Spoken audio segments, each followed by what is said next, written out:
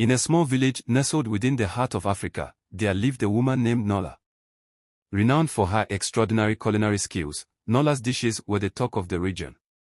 People traveled from distant lands to taste her food, rumored to be touched by magic. But beneath her culinary fame lay a dark, unspoken secret that she guarded fiercely.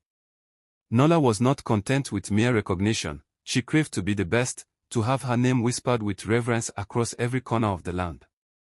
In her quest for unparalleled fame, she discovered a hidden spring deep in the forest, shunned by the villagers as it was believed to be cursed.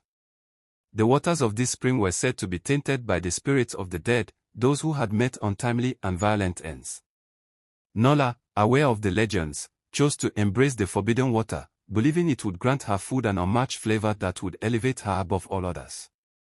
The whispers of the spirits, carried by the wind, seemed to beckon her as she filled her clay pots with the cursed water, her heart pounding with a mix of fear and excitement.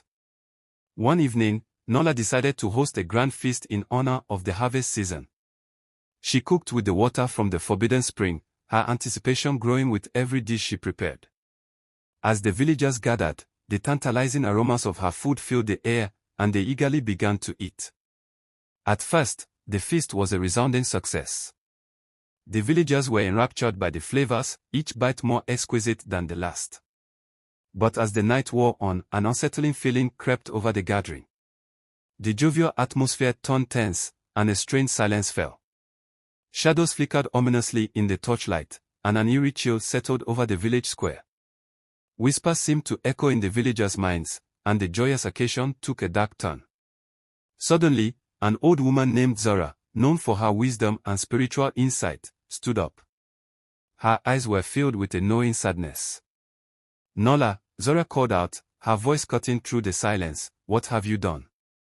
Nola, feeling the weight of Zora's gaze, squared her shoulders defiantly. "I have done what was necessary to be the best," she declared. "I used the water of the forbidden spring." Gasps filled the air as the villagers exchanged horrified looks. Zora's expression grew stern. "You have brought the anguish of the dead upon us. This water is cursed, and you knew it." Nola's eyes flashed with defiance. "The dead have no power over me.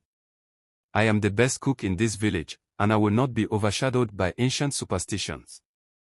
Zora stepped forward, her presence a beacon of calm amidst the chaos. "You have invited darkness into our midst, Nola. This must end." Nola laughed, a harsh, brittle sound. "You cannot stop me, old woman. My power is beyond your understanding."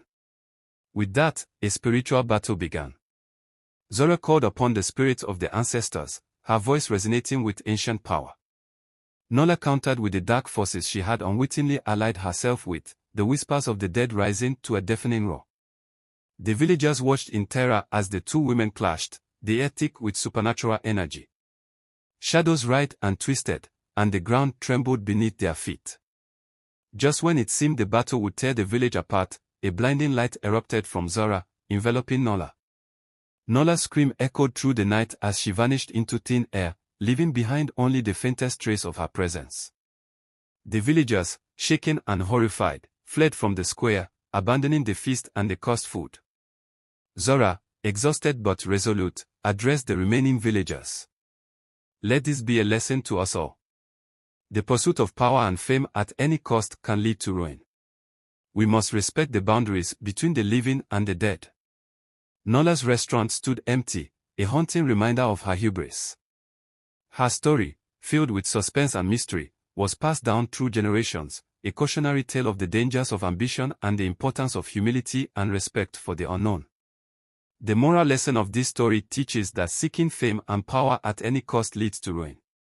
Respecting ancient wisdom and ethical boundaries is essential because true greatness comes from humility and integrity, not from shortcuts or unethical actions, and that ambition should always be guided by a strong moral compass.